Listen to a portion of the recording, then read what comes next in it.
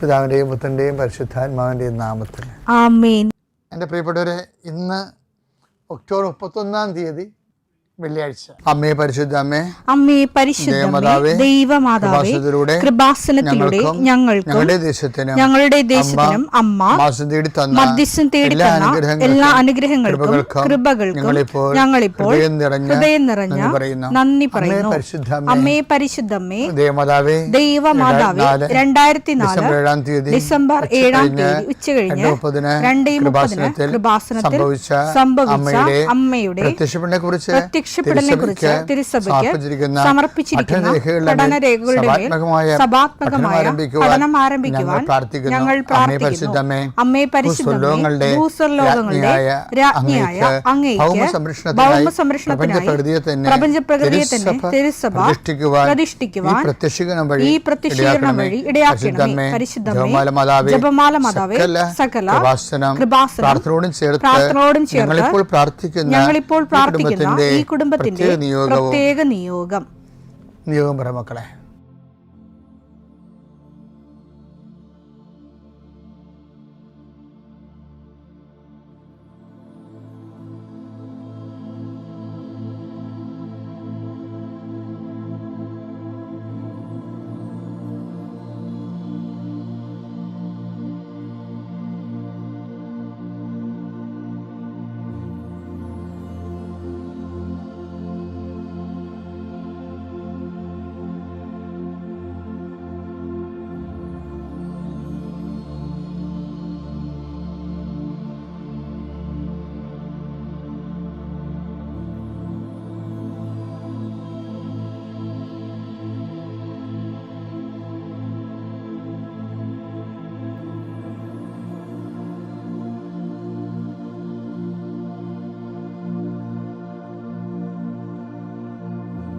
അമ്മയുടെ പ്രത്യക്ഷീകരണത്തിന്റെ ഈ അനുഗ്രഹവേളയിൽ ഞങ്ങൾക്ക് സാധിച്ചു തരുവാൻ കനിയണമേ. ആമേൻ. വിശ്വാസ പ്രമാണം. സർവശക്തനായ പിതാവും ആകാശത്തിന്റെയും ഭൂമിയുടെയും സൃഷ്ടാവുമായ ദൈവത്തിൽ ഞാൻ വിശ്വസിക്കുന്നു. അവിടുത്തെ ഏകപുത്രനും ഞങ്ങളുടെ കർത്താവുമായ ഈശോമിശിഹായിലും ഞാൻ വിശ്വസിക്കുന്നു. ഈ പുത്രൻ പരിശുദ്ധാത്മാവിനാൽ ഗർഭസ്ഥനായി കന്യകാമറിയത്തിൽ നിന്ന് പിറന്ന് പൊന്തിയോസ് പീലാത്തോസിന്റെ കാലത്ത് പീഡകൾ സഹിച്ച് കുരിശിൽ തറയ്ക്കപ്പെട്ട് മരിച്ച് അടക്കപ്പെട്ട് പാതാളങ്ങളിൽ ഇറങ്ങി മരിച്ചവരുടെ ഇടയിൽ നിന്ന് 3-ാം നാൾ ഉയർത്ത് സ്വർഗത്തിലേക്ക് എഴുന്നള്ളി സർവശക്തിയുള്ള പിതാവായ ദൈവത്തിന്റെ വലതുഭാഗത്തിരിക്കുന്നു. അവിടെ നിന്ന് ജീവിക്കുന്നവരെയും മരിച്ചവരെയും വിധിക്കുവാൻ വരുമെന്നും ഞാൻ വിശ്വസിക്കുന്നു. പരിശുദ്ധാത്മാവിലും ഞാൻ വിശ്വസിക്കുന്നു. വിശുദ്ധ കത്തോലിക്കാ സഭയിലും പുണ്യവാന്മാരുടെ ഐക്യത്തിലും പാപങ്ങളുടെ മോചനത്തിലും ശരീരത്തിന്റെ ഉയർപ്പിലും നിത്യമായ ജീവിതത്തിലും ഞാൻ വിശ്വസിക്കുന്നു. ആമേൻ. സ്വർഗ്ഗസ്ഥനായ ഞങ്ങളുടെ പിതാവേ, അങ്ങയുടെ നാമം പൂജിതമാകണമേ. അങ്ങയുടെ രാജ്യം വരണമേ.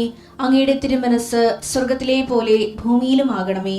അന്നു വേണ്ടുന്ന ആഹാരം ഇന്ന് ഞങ്ങൾക്ക് തരണമേ. ഞങ്ങളോട് തെറ്റ് ചെയ്യുന്നവരോട് ഞങ്ങൾ ക്ഷമിക്കുന്നത് പോലെ ഞങ്ങളുടെ തെറ്റുകൾ ഞങ്ങളോടും ക്ഷമിക്കണമേ. ഞങ്ങളെ പ്രലോഭനത്തിൽ ഉൾപ്പെടുത്തരുതേ, തിന്മയിൽ ഞങ്ങൾ രക്ഷിക്കണമേ. ആമേൻ. നന്മ നിറഞ്ഞ മറിയമേ, സ്വസ്തി. കർത്താവ് അങ്ങയുടെ കൂടെ സ്ത്രീകളിൽ അങ്ങ് അനുഗ്രഹിക്കപ്പെട്ടവളാകുന്നു. അങ്ങയുടെ ഉദരത്തിൻ ഫലമായി ഈശോ അനുഗ്രഹിക്കപ്പെട്ടവനാകുന്നു. പരിശുദ്ധ മറിയമേ, തമ്പുരാന്റെ അമ്മേ, പാപികളായ ഞങ്ങൾക്ക് വേണ്ടി ഇപ്പോഴും ഞങ്ങളുടെ മരണസമയത്തും തമ്പുരാനോട് അപേക്ഷിക്കണമേ. ആമേൻ.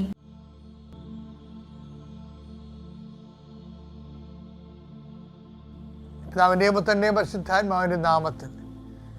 എൻ്റെ കർത്താവേ, ഞങ്ങൾക്ക് വേണ്ടി ക്രൂശിക്കപ്പെട്ടവനെ, ഞങ്ങൾക്ക് വേണ്ടി തിരുവിലാൽ മുറിവേറ്റവനെ, ഞങ്ങൾക്ക് വേണ്ടി മുൾക്കിടം ചൂടിയവനെ, നിന്റെ തിരുമുറുപാടുന്ന വലതുകരം, അനുഗ്രഹത്തിന് അണിപ്രദാർന്ന അത്ഭുതകരം ഓരോ മകൻ്റെ മേലും ഈ നിമിഷം വെക്കണമെന്ന് പ്രാർത്ഥിക്കുന്നു.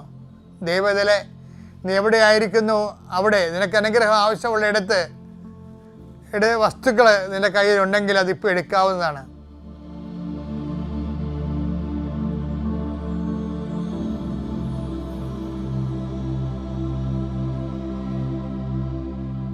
കർത്താവേ, അങ്ങയുടെ മക്കൾ കയ്യിലെടുത്ത് വെച്ചിരിക്കുന്ന ഓരോ കാര്യങ്ങൾ, അവർക്ക് വേണ്ടി അവർക്ക് അടുത്തില്ലെങ്കിൽ അവർക്ക് വേണ്ടി മാതാപിതാക്കന്മാർ എടുത്ത് പോയി കയ്യിൽ വെച്ചിരിക്കുന്ന സാധനങ്ങൾ ഇപ്പോൾ ആശീർവദിക്കണമെന്ന് പ്രാർത്ഥിക്കുന്നു. കർത്താവേ, എൻ്റെ കർത്താവിൻ്റെ ഉന്നതമായ നാമത്തിൽ 39 വർഷം ഞാൻ അർപ്പിച്ച കുർബാനയുടെ യോഗ്യതയാൽ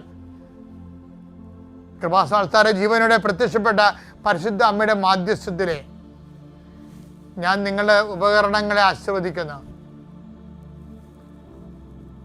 നിങ്ങൾ ഓരോരോ ഇടങ്ങളിലേക്ക് പോകാനും കൊടുക്കാനും വാങ്ങിക്കാനുമുള്ള വിഷയങ്ങളെ കർത്താവിൻ്റെ നാമത്തിൽ ആശീർവദിക്കുന്നു. കർത്താവ്, ഞാൻ നിനക്ക് മുമ്പ് എൻ്റെ ദൂതനേക്ക് നളിച്ചത് കർത്താവിൻ്റെ ദൂതൻ നിനക്ക് മുമ്പേ പോവുകയും നിന്റെ വഴികളെ ക്രമീകരിക്കുകയും ചെയ്യട്ടെ. എന്തോ ഒരു വലിയ അടയാളങ്ങളാണ് നീ പകൽ പോലെ വെളിച്ചത്തിൽ കാണിച്ചുകൊണ്ടിരിക്കുന്നത്. അങ്ങയുടെ മക്കളെ അങ്ങ് മറന്നിട്ടില്ല. അങ്ങയുടെ ജനത്തെ അങ്ങ് സന്ദർശിക്കുന്ന കണ്ണുനീരോടെ, ആനന്ദ കണ്ണീരോടെ ഞങ്ങൾ കാണുന്ന ഈശോയെ, ഞങ്ങൾക്ക് അങ്ങയ്ക്ക് വേണ്ടി സാക്ഷ്യം ചെയ്ത് ജീവിക്കണം. അങ്ങയുടെ വചനം കൈമാറി ജീവിക്കണം. അങ്ങയുടെ വിശ്വാസം കൈമാറി ജീവിക്കണം.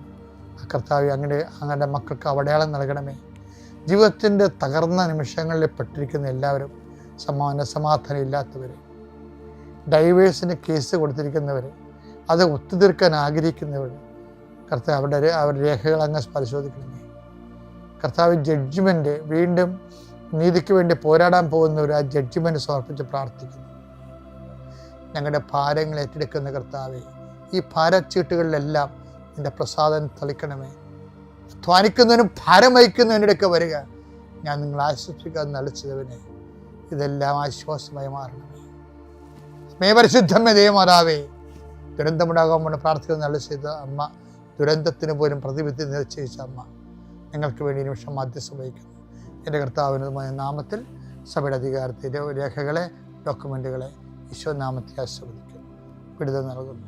Lord, in peace, spirit of power and grace.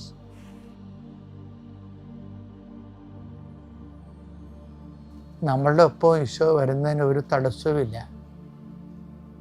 എന്ത് ചെയ്യണം? ആദ്യം ഞാൻ ഇന്നലെ പറഞ്ഞതുപോലെ തന്നെ ഈ വിഷയത്തിൽ ഒരു അനുതാപത്തിൻ്റെ ജീവിതം കർത്താവിൻ്റെ മുമ്പിൽ വരുമ്പോൾ നമ്മളെക്കുറിച്ചുള്ള നമ്മുടെ ഒരു അവബോധം സുവിശേഷത്തിൻ്റെ വെളിച്ചത്തിൽ നമ്മളെ തന്നെ കാണുകയും കർത്താവ് വീട്ടിലോട്ട് വരാനുള്ള ഒരു വഴി ഒരുക്കൽ. ഇപ്പം യോഹന്നാൻ പറഞ്ഞല്ലേ, കർത്താവിന് വേണ്ടി വഴിയൊരുക്കാൻ വന്ന ആളാണ് ഞാനെന്ന്. 3:4-5 വാക്യങ്ങൾ.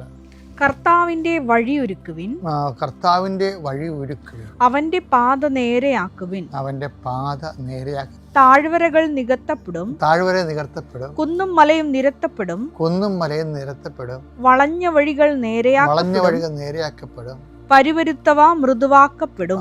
ഈ സാധനം എല്ലാം ശതാധിപന്റെ കൺട്രീഷനിലുണ്ട്. നിങ്ങളൊന്ന് നോക്കിയാൽ മതി.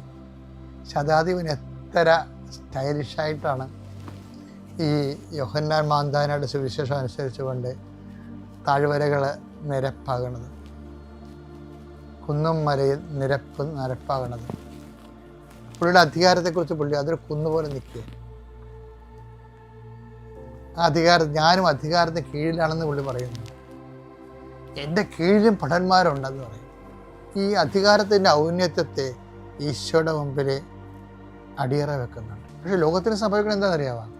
എന്തെങ്കിലും തരത്തിലുള്ള അറിവോ ജനസ്വാധീനമോ ഉണ്ടെങ്കിൽ വീണ്ടും ജനസ്വാധീനം വർദ്ധിപ്പിക്കാൻ വേണ്ടി വിശ്വാസം തള്ളിപ്പറയുന്ന ഭീരുക്കളുള്ള ഒരു കേരളമാണ് ഇന്ന് ഞാൻ കാണുന്നത്. എന്തെങ്കിലും പകുഴുതുണ്ടെങ്കിൽ, എന്തെങ്കിലും ഒരു കഴിവുണ്ടെങ്കിൽ 10 മനുഷ്യരെ കൂടി ഫാൻസാക്കാൻ വേണ്ടി വിശ്വാസത്തെ തള്ളിപ്പറയും. ശരിക്കും പറഞ്ഞാൽ അതൊരു ഭീരുത്വമാണ്. കാര്യം വിശ്വാസത്തെ ഏറ്റുപറഞ്ഞവരെല്ലാം ലോകം കണ്ട ഏറ്റവും വലിയ ധൈര്യശാലികളാണ്. അതുകൊണ്ടാണ് ഈ അവിശ്വാസിയെ ഒരുമിച്ച് അവിശ്വാസികൾ ഭീരുക്കളെന്നൊക്കെ പറഞ്ഞ് ബൈബിൾ അവസാനിപ്പിക്കുന്നത്. അവിശ്വാസിയെ ദൈവം ഭീരുവായിട്ടാണ് കാണുന്നത്. വെളിപാട് 21:8.